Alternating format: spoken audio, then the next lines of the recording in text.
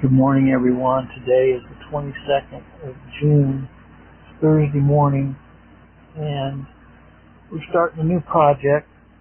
Mark finished the poem book yesterday, so I've asked him to read through this book, Phillips versus the State of Missouri. This is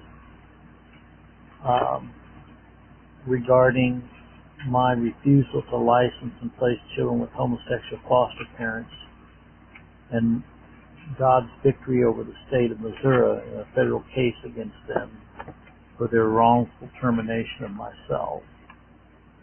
This is the story, and also it's 20 years after as well. So I've done one book, and then I followed it up with a sequel, if you want to call it that.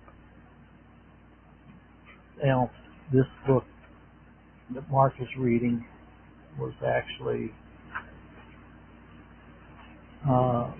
written in 2017, which is 6 years ago. It's hard to believe this book's been out 6 years. The original book was written back in 2001, I think. But anyway, Mark's going to read the forward to the book. He's going to read the forward, which is by Francis Mannion, who was the chief counsel on that case with the American Center for Law and Justice, and then he's going to read chapter 1. So he's going to read the forward in chapter 1. Now, like I've always said on all my books, if you're interested in obtaining a copy of this book, go to LarryWPhillips.com, go to the contact section where you contact us, send me an email, and I will send you a free PDF copy of Phillips versus the State of Missouri.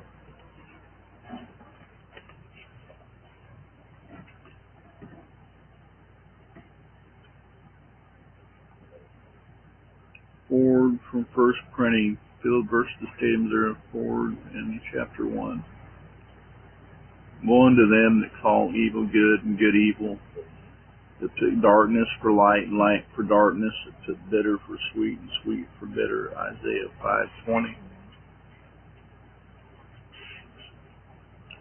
For those of us who grew up in the days when the racist thing on television with Aunt Bee, Slutty Romance, the literate handyman from Mount Pilot, story told on these pages seems at first like it might have happened on a different planet. How far we have fallen in such a short time is evidenced by the story of Larry Phillips and his courageous, often lonely battle against the state of Missouri. Not long ago in the country, it was assumed that part of the government's role was to promote good moral behavior. Good moral behavior was generally deemed to be behavior consistent with the Ten Commandments and the Golden Rule. In other words, those widely diffused accept the standards of Judeo-Christian morality, which underlay most of our criminal laws and social customs. For all those who founded this country, those who wanted the tree of liberty with their blood, those who tamed the wilderness and guided the clouds and broke the plains when agreeing with the man they did not hesitate to call the father of his country, who in his farewell speech upon retiring from public life said of all the dispositions and habits which lead to political prosperity, religion, and morality are indispensable supports. In vain would that man claim the tribute of patriotism who should labor to subvert these great pillars of human happiness, and let us with cautious indulgence the supposition that morality could be maintained without religion. In our time, the measure of our depravity is seen in cases like this, in which a man was harassed and hounded out of his government job for being, in the words of his government supervisor, too religious. In what way was Larry Phillips too religious? Did he insist on reading his Bible out loud in the office to annoyance of his co-workers? Did he harangue his fellow social workers with his old-fashioned beliefs about God? No. What Phillips did was politely inform his superiors that because of religious beliefs he could not in good conscience endorse or licensing the homosexuals as foster parents. Not only was this against his religious beliefs, Phillips believed it was against state law, sodomy being a crime in the state of Missouri. or so stating as religious objection, even though the agency could easily accommodate Phillips' wish not to be assigned such cases. His superiors recommended that Phillips be fired. The situation worsened when shortly after Phillips complained about a piece of vile, obscene educational literature aimed at teenagers, describing for them how they could safely engage in sexual practice and perversion known to man and then some. The supervisor involved was the head of the local homosexual act.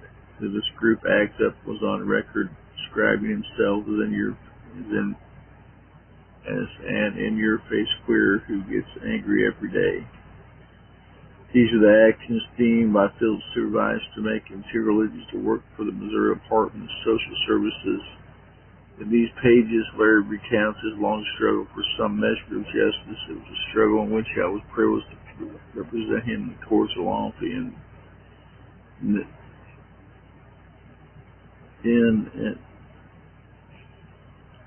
a timid,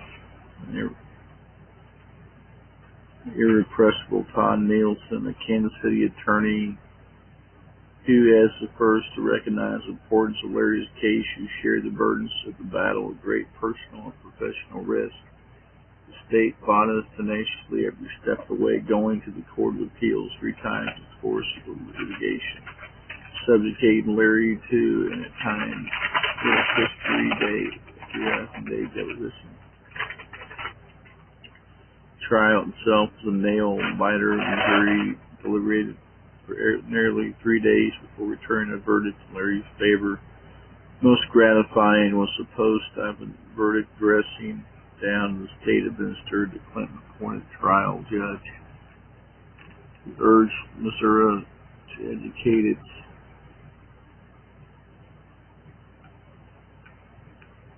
employees about the right of religious freedom, who in a post-trial opinion referred to what Larry went through as persecution. Now that the case is over, look at the bigger picture. What is most amazing is the magnitude of revolution we have lived through and are living through. We have in a very short time gone from a society in which government saw its role as promoting what we can call Christian moral standards, through a period when the government avoided being judgmental and moralistic, to where we now find ourselves with government, even in relatively conservative places like Missouri, actively promoting, encouraging, and subsidizing the kind of grossly immoral behavior which a generation ago landed its practitioners in jail, and senators like Larry Phillips who merely affirmed the old values were shut up and passed down. Do cases like this make any difference in the long run, or are we too far in our cultural rotting? God only knows. We only know that we are charged with running the race and fighting the good fight, 2 Timothy 4:7-8. If we do that, we are promised the crown of righteousness. That's all well and good, but in the meantime, I won't forget the privilege of running this race with the likes of Todd Nielsen, fighting this fight with a brave comrade in arms like Larry Phillips. With brave, tenacious souls like Larry stood out there, it's impossible to be complete without hope. Francis J. Mannion, American Center for Law and Justice, New Hope, Kentucky, March 8, 2002. Chapter 1. Okay. Through Chapter 1. Chapter 1, My Early Life. For I know the thoughts that I think toward you, saith the Lord, thoughts of peace and not of evil, to give you an expected end. Jeremiah 29:11. I was a Christmas baby, well, almost a Christmas baby. I was born on December 27th, 1953. My parents tell me that my mom almost lost her life having me. It was a critical delivery, and I was born at home. I was born in Kansas City, Missouri, home of hard-working parents. My dad started as a common laborer and worked his way up the ladder. Ultimately owned his own plumbing company. We always went to church from as early as I can remember. It never ceases to amaze me how memories of our childhood seem as vivid as if they happened yesterday. We recall these events that happened in our own lives. I remember singing songs like Amazing Grace, Farther Along, Victory in Jesus, and so on. These early memories of worship and teachings of Christ helped to shape my values later after I had turned away from Christ. I went through Christian school from elementary all the way except for 1 year, 4th grade, which was the most trying of my school years. I didn't realize how blessed I was to receive instruction at the hands of those who believed in Christ as their Savior. But now I realize what tremendous blessing and sacrifices from my parents who provided this for me. After high school, I did many different things to try to find my place in the world. I worked as a plumber's helper, painter, and sold real estate. At 20 years old, I met the love of my life, presented to court, who had come to Kansas State to attend Bible College in Phoenix, Arizona. We met in January of 1974 and married in August of the same year.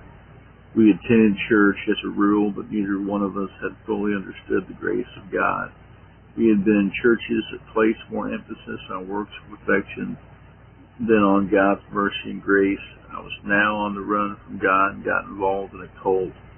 Unity, which is a New Age Eastern hypno-mysticism organization, overall theology that you are your own Redeemer. The organization also taught that all paths lead to God. My heart told me how wrong the teaching was when my wife and I were singing in the choir at Christmas one year. One of the choir members verbally lashed out right in service because leadership did not continue to announce the Lamb, the homosexual organization, the church bulletin. Shortly after this experience, I knew I had to get out of this church, and I really should not even call it a church at all because of the cultic practices in the church, which I won't reveal in detail. God used this experience to show both my wife and me His great and awesome power and redemption through His Son, Jesus Christ. Now we understand that there is only one mediator, Jesus Christ, and that no man or woman can come to the Father but through Christ. It's not fulfilled locationally. Here I was selling real estate in one of the richest counties in the United States, Johnson County, Kansas. I found the need to reach out to others. I had not attended college, and I was 28 years old. I now had a 6-year-old son. I announced to Rosette that I told I should go back to college and get my bachelor's degree. Of course, her initial response was how we were going to survive. Consequently, we both went back to college while both working to support ourselves in the process. Long haul, and I finished my degree at the University of Kansas. And many social worker-related jobs prior to getting my position with the state of Missouri. I worked with the state of Kansas and family support. I also work with emotionally disturbed adolescents. My wife is working with multi-handicapped children in the public school system. God was preparing us for our number one heartbreak of our lives when much later our only son would be diagnosed with brain disease. It's fulfilling to be reaching out and helping others. Have you ever met someone who's totally others-centered rather than self-centered? Those people whom I have met have been inspiration to me throughout my life. However, discovered regardless how much you reach out to others, it's not spiritual life, and that individual off our work can seem fruitless. However, it is a great comfort to know that God says in His Word that He knows the plans He has for us, and they are good and not evil.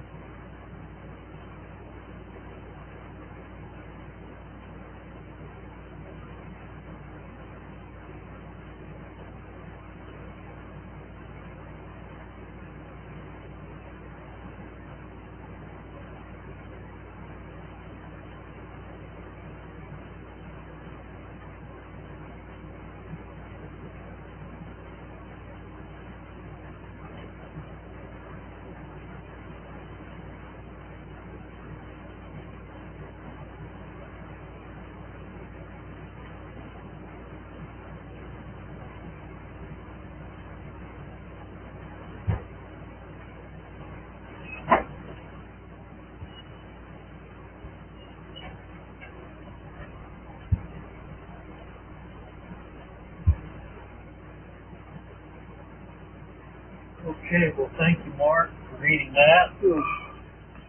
Tomorrow we will go on to chapter 2 and kind of every time I hear this book read, it kind of brings back memories, to be honest with you. It's quite a 5-year experience. Tomorrow we're going to read chapters 2 and 3. I've tried to keep the chapters short, so it keeps people's attention. Anyway, we'll read chapters 2 and 3 tomorrow. If you'd like to get a copy of this book, go to my website, larrywphillips.com, and go to the contact section and ask for a copy, and I'll send it to you. Send me your email. Take care. Have a blessed day.